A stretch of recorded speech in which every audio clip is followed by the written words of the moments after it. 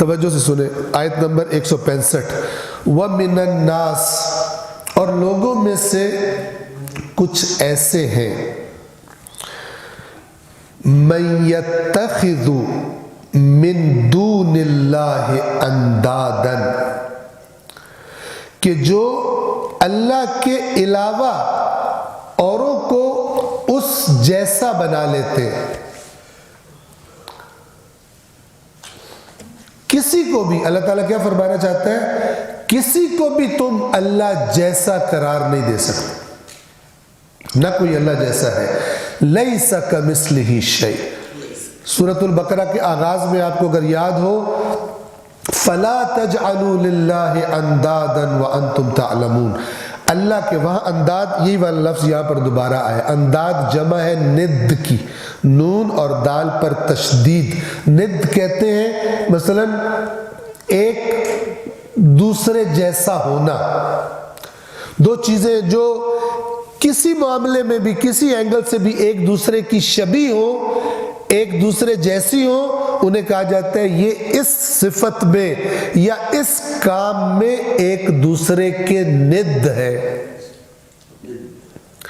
اور ند کی جمع ہے انداد۔ کسی معاملے میں حضرت عیسیٰ کو اللہ جیسا بنایا جا سکتا ہے؟ نہیں بنایا جا سکتا۔ کسی معاملے میں رسول اللہ کو اللہ جیسا بنایا جا سکتا ہے؟ نہیں بنایا جا سکتا۔ کسی معاملے میں حضرت علی کو اللہ جیسا بنایا جا سکتا ہے؟ نہیں بنایا جا سکتا۔ جو یہ کرتے ہیں وہ شرک میں مبتلا ہو جاتے ہیں۔ شریک کون ہوتا ہے؟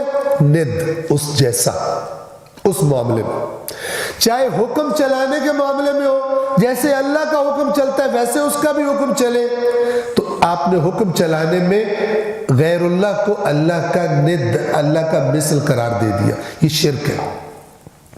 کسی صفت میں آپ کے جو کچھ اللہ جانتا ہے یہ مقدس ہستی بھی جانتی ہے، تو علم میں آپ نے اس ہستی کو اللہ کے مثل قرار دے دیا، شرک کا شکار ہو گیا آپ۔ کسی بھی اعتبار سے، میں نے دو مثالیں دی۔ اللہ تبارک و تعالی ہر معاملے میں یکتا ہے، اور یہ معنی ہے اس آیت کا کہ جو آپ تقریباً ہر نماز میں پڑھ رہے ہوتے ہیں، قل هو اللہ احد، کہہ دیجئے کہ وہ اللہ یکتا ہے۔ یکتا کا مطلب یہ ہوتا ہے کہ کسی معاملے میں کوئی اس جیسا نہ ہو، وہ یونیک ہو، وہ بے مثل ہو، بے مثال ہو۔ تو اس آیت میں 165 میں خداوند عالم فرما رہے ہیں کہ یہ سارا نظام، اس کی توحید، اس کا ایک نظام ہونا، یہ سارا دیکھنے کے بعد بھی کچھ لوگ ایسے ہیں کہ جو اللہ کے علاوہ اوروں کو اللہ کے ند، اللہ کی مثل، اللہ جیسے قرار دے دیتے ہیں۔ اور یہاں پر اس آیت میں محبت کے اعتبار سے اللہ جتنی محبت کرنا، یہ بھی اللہ کا مثل قرار دینا۔ یعنی اب آپ اس آیت کو پہلے غور سے سنیں، اللہ تعالیٰ کیا فرمانا چاہ رہا ہے۔ وَمِنَ النَّاسِ مَن يَتَّخِذُ مِن دُونِ اللَّهِ أَندَادًا، اور لوگوں میں سے کچھ ایسے ہیں جو اللہ کے سوا دوسروں کو اس کا مد مقابل قرار دیتے ہیں۔ انہوں نے ترجمہ کیا مد مقابل، بات وہی ہے، جو ایک جیسے ہوتے ہیں وہ ایک دوسرے کے مد مقابل ہوتے ہیں، جو یہ کر سکتا ہے وہ یہ بھی کر سکتا ہے، جیسا یہ ہے ویسا یہ بھی ہے، ایک صفت میں، دو صفات میں، تین صفات میں، زیادہ صفات میں۔ لیکن یہاں پہ غور فرمائیے کہ اللہ تعالیٰ کس اعتبار سے کہہ رہے کہ اس طرح کسی کو میرا مثل قرار نہ دو۔ یحبونہم کحب اللہ، ان سے ایسی محبت کرتے ہیں جیسی محبت اللہ سے کرنی چاہیے۔ والذین آمنوا، اور وہ لوگ کہ جو ایمان لائے ہیں، جن کو اللہ کہہ رہا ہے ایمان لائے ہیں، کوئی دوسرا نہیں کہہ رہا، جن کو اللہ مومن کہتا ہے ان کی صفت بتا رہا ہے۔ وہ لوگ جو ایمان لائے ہیں اشد حبا للہ، انہیں سب سے شدید محبت، سب سے زیادہ محبت انہیں اللہ کے ساتھ ہوتی ہے۔ سب سے زیادہ محبت کس کے ساتھ ہوتی ہے؟ اللہ کے ساتھ ہوتی ہے۔ میں نے آخری درس میں عرض کیا تھا، یہ جو مقدس ہستیوں کو یا مثلاً پیروں کو بڑھانے کے لیے جو قصے گھڑے جاتے ہیں یا جو احادیث گھڑی گئی تاریخ میں، تو ان کا اثر کیا نکلا کہ سننے والوں کو اللہ سے محبت کم ہو جاتی ہے اور جن کا قصہ سن رہے ہیں ان سے محبت زیادہ ہو جاتی ہے۔ کیوں بھلا؟ کیونکہ ان کو لگتا ہے کہ اللہ نے تو ہے پکڑنا اور انہوں نے ہے چھڑوانا۔ تو کس سے محبت زیادہ ہوتی ہے؟ پکڑنے والے سے، چھڑوانے والے سے؟ میں نے آپ کو قصہ سنایا تھا نا کہ جو سنایا جاتا ہے، پیر صاحب اللہ سے الجھ پڑے، فرشتوں سے کہا کہ جاؤ، میں نہیں جاؤں گا جب تک میرا مرید جو ہے اس کو عذاب سے نجات نہیں ملے۔ تو فرشتے ایک دفعہ گئے، اللہ نہیں مانا، پھر گئے، اللہ نہیں مانا، پھر گئے، آخر کار اللہ نے کہا یار یہ بندہ میرا بڑا ضدی ہے، آخر مجھے ہی ماننا پڑے گا، یہ تو ضد نہیں چھوڑے گا۔ تو اب جو اس قصے کو سن کے بولتے ہیں سبحان اللہ، کہتے ہیں نا آنکھوں سبحان، سارے آنکھوں سبحان اللہ، تو یہ جو سبحان اللہ کر دیتے ہیں، اب آپ انصاف سے سوچ کر بتائیے جو اس بات کو قبول کر رہا ہے اس کے دل میں زیادہ توجہ کس کی طرف ہونی چاہیے، زیادہ محبت کس کی ہونی چاہیے؟ پیر کی یا اللہ کی؟ پیر کی۔ تو وہ کہے گا پیر صاحب کو خوش کر لو، ادھر چڑھاوے چڑھا دو تو اللہ تعالیٰ یہ خود ہی مک لیں گے، اللہ سے یہ خود ہی مکا کر لیں گے۔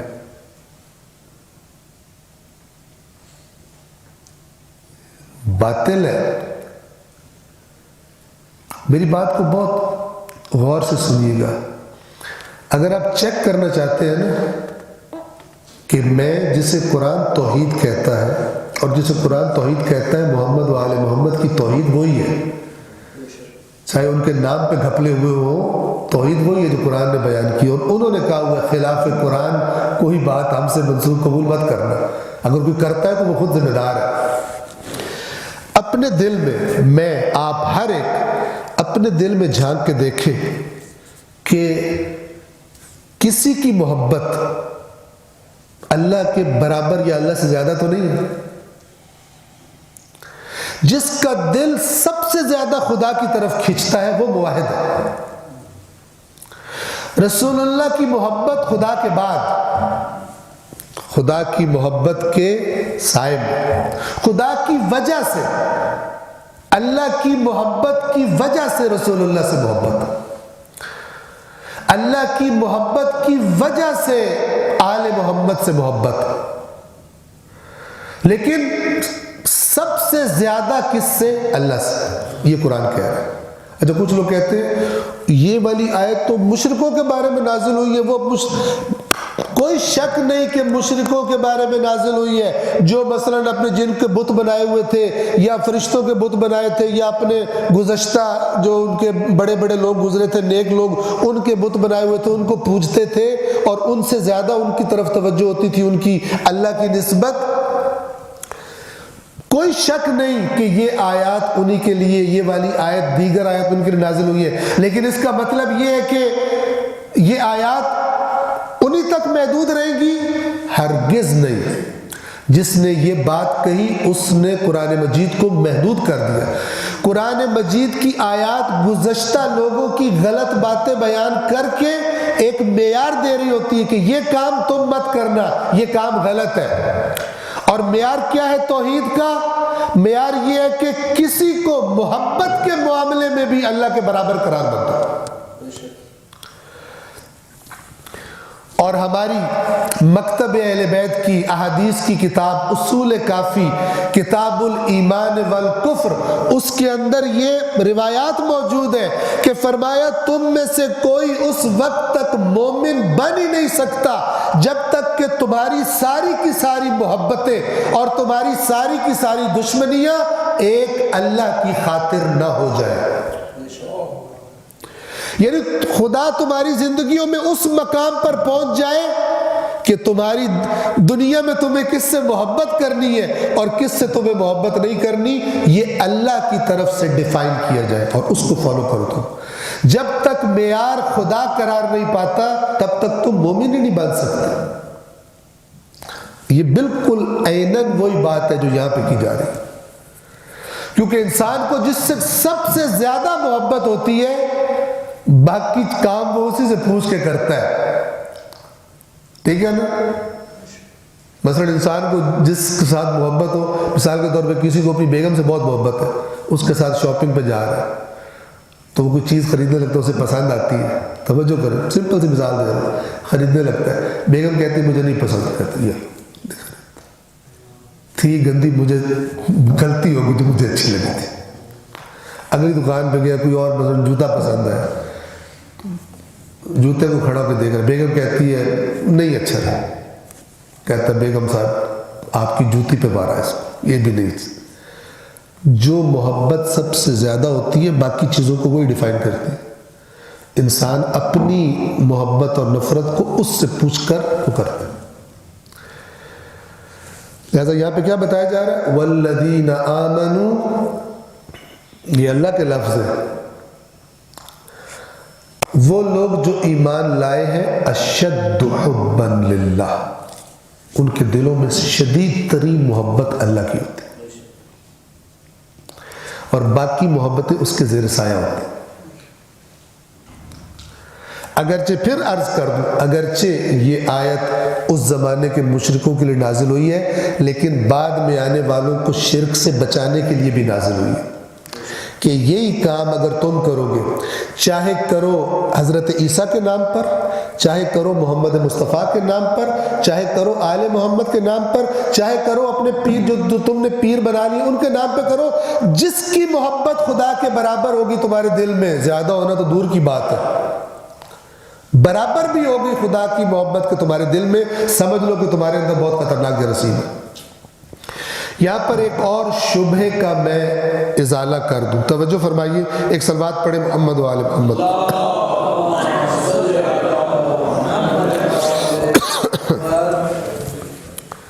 ایک بات کو سمجھ لیں، کچھ لوگوں نے یہ کہا کہ یہ جو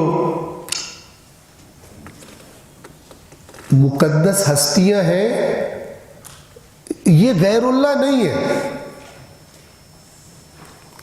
یہ تو اللہ کے سسٹم کے بندے ہیں۔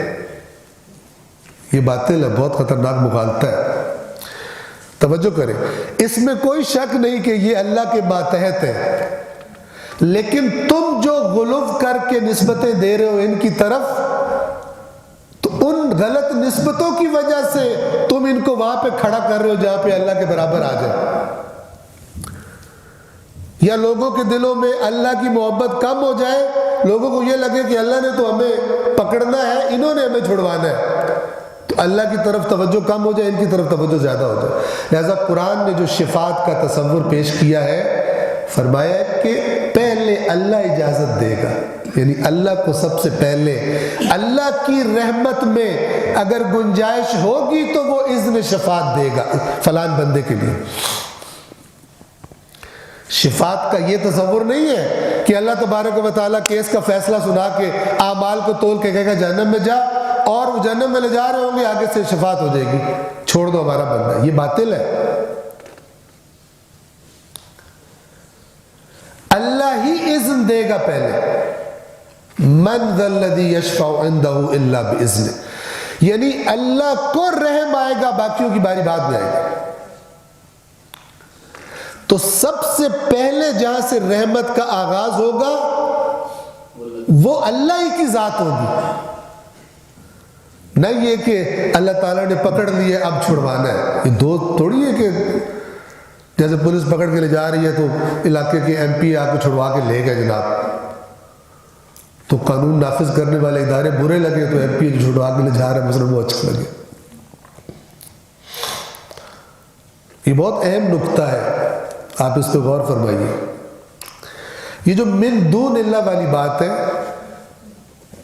اللہ کے نبی، اللہ کے حقیقی اولیاء आइम्मा अहले बैत अलैहिमुस्सलातु वस्सलाम, ये तो अल्लाह के मुती तरीन बंदे, अल्लाह के इताअत गुजार तरीन बंदे, और सबसे बढ़कर खुदा की तौहीद की तरफ दावत देने वाले ये हैं, बल्कि यही तो है तौहीद की दावत देने वाले और शिर्क से लोगों को खबरदार करने वाले। लेकिन इनसे मोहब्बत करने वालों को गुमराह करने का सबसे इजी रास्ता ये है कि इन्हीं के नाम पर किया जाए, क्योंकि इनके नाम पे लोग जल्दी धोखा खा लेंगे, इनकी मुखालफत में तो वो दुश्मन हो जाएंगे, इन्हीं के नाम पे किया जाए। लिहाजा आप देखें, उज़ैर एक बहुत मुकद्दस शख्सियत है यहूदियों की, उसी के नाम पर खराब हुए, उज़ैर अल्लाह का बेटा है। हजरत ईसा मुकद्दस तरीन शख्सियत है मसीहियों की, उन्हीं के नाम पर गुमराह हुआ, क्योंकि कहते थे दूसरों को तो हम नबी मानते ही नहीं है, तो जिनको मानते हैं उन्हीं के नाम पे गुमराह होंगे। लिहाजा अल्लाह नबी के साथ एक किताब भेजता है और कहता है कि जो अल्लाह का कानून है वो इस किताब में अल्लाह ने बता दिया। और हम बार बार कहते हैं कि शैतान क्या करता है, शैतान अगर कहता है कि किसी तरह पहले इस किताब को आउट किया जाए, दूर किया जाए आवाम से, उसके बाद इनका बेड़ा गर्क किया जाए, फिर उनको पता नहीं चलेगा कि ठीक क्या और गलत क्या चीज़ है। ये आयत मैंने